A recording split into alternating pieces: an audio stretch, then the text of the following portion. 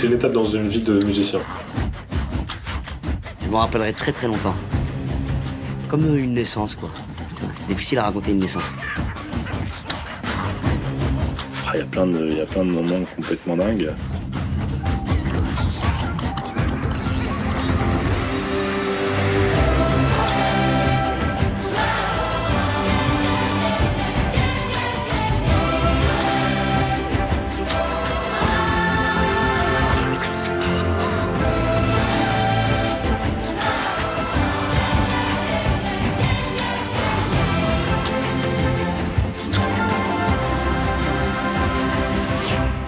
On est chez Piste Rouge, qui est un studio de post-production parisien, pour une séance de présentation de la musique au réalisateur du film, Jamel Debbouze.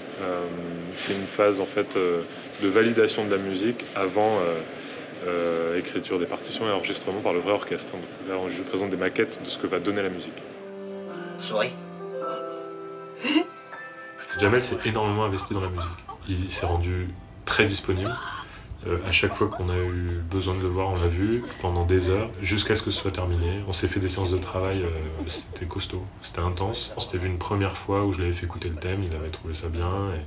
Et après, il a fabriqué le film et nous, on a commencé à travailler indépendamment un petit peu. Et on s'est retrouvés à 6 mois de la fin du process de fabrication du film. Et on a commencé à faire des séances comme ça, toutes les 2 semaines, à se voir, à discuter énormément. La séquence d'ouverture du film, on est au-dessus de l'arbre, on rentre dans l'arbre et là on est dans une partie qui est très animale pour ensuite arriver sur une scène de cérémonie qui se devait d'être très musicale. Donc c'est là-dessus qu'on est rentré sur le projet et le choix d'arrangement, comment on a été fait un casting assez particulier sur ce film avec Laurent puisqu'on allait chercher un beatboxer pour faire toutes les rythmiques qui est Eclipse et d'autre part on a confié le lead à Zap Mama qui est aujourd'hui une des voix principales du film. Bah alors Eclipse, comment t'es arrivé sur ce projet?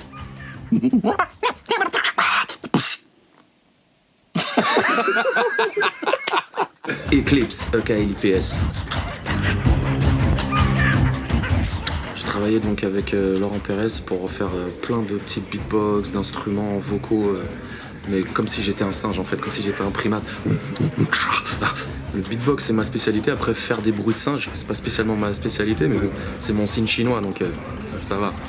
Je me suis demandé ce qu'ils avaient à l'époque pour faire de la musique. Donc ils avaient la voix, ils avaient le bois, ils avaient les os. Et donc je suis parti de ça. Je suis allé récupérer des sons de bois dans la forêt que j'ai enregistré, que j'ai mis sur mes claviers pour en faire des rythmiques. J'ai également fabriqué un instrument à base de gros os. Et donc j'ai mélangé cet instrument avec les grosses poutres que je lâchais par terre sur le sol dans la forêt pour faire des sons très graves.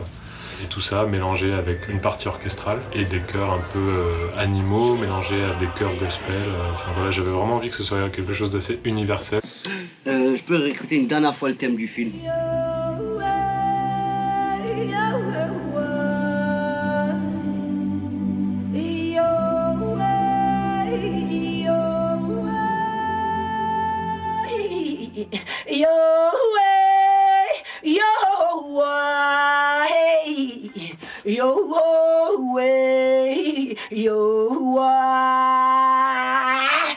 Ouais, c'est super, moi ça me va très bien, on garde ça là. Il faut trouver un son, une voix, une langue qui ne représente aucun pays, et en même temps tous les pays à la fois, toutes les races, Et je pense qu'avec le travail que je fais, Zap Mama depuis des années, c'est ce que je fais justement.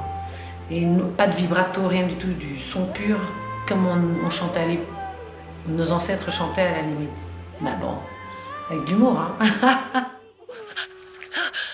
Apprends-moi.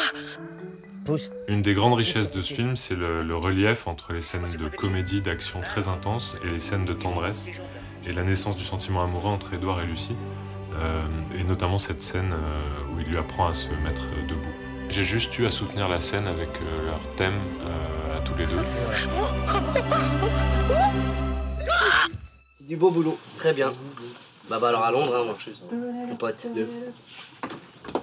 Ça y est, on se voit plus là? Non? Ça va Londres? C'est une belle étape. Une belle étape. C'est joué maintenant.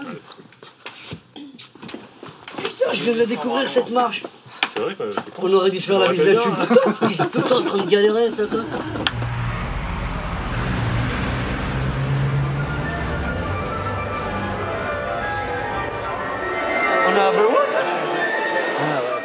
La Tornade, c'est le deuxième morceau pour lequel j'ai dû faire une maquette. C'était une des scènes d'action du film. Il fallait trouver le bon équilibre, donc on en a pas mal parlé avec Jamel et on s'est bien mis d'accord sur les endroits où il fallait que ce soit héroïque, les endroits où il fallait que ce soit comique.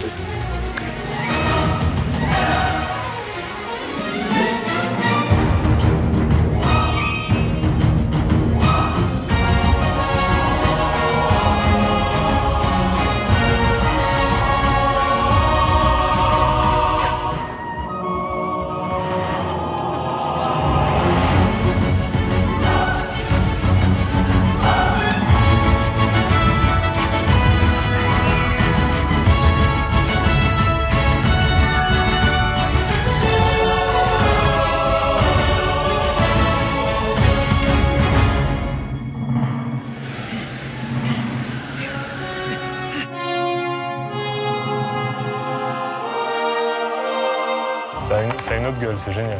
Évidemment, la musique, elle était là déjà, hein, ça c'est évident, mais là, elle vit, tu vois. Ouais, absolument. On peut dire ça, ouais, bah, les maquettes, c'est l'entraînement, et puis là, tu fais la compète, quoi. Ah, là, c'était incroyable. C'était assez dingue à vivre. Je pensais pas que j'allais prendre autant de plaisir. Oh là là, l'orchestre de folie, ils sont fantastiques. Ce sont des vrais solistes, ils ont tous un niveau de folie et on passe un super moment. Ça va?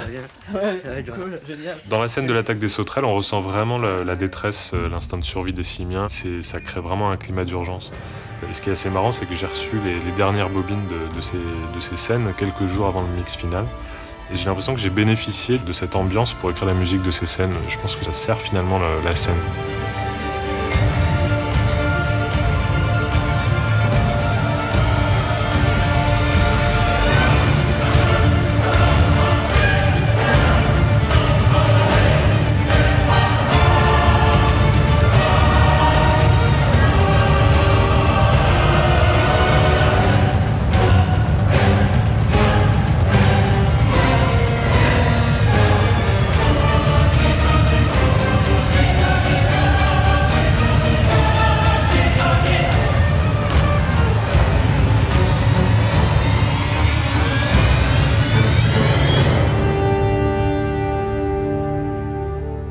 Il n'y a pas vraiment une découverte, mais il y a eu la réalisation de ce que tu imagines quand tu réalises tes maquettes. La première fois qu'on l'a entendu, il y a quand même des évidences. Après, évidemment, là, ça prend plus de dimensions, mais, ouais, c'est ça. Mais le taf était là déjà. Oui, c'est vrai.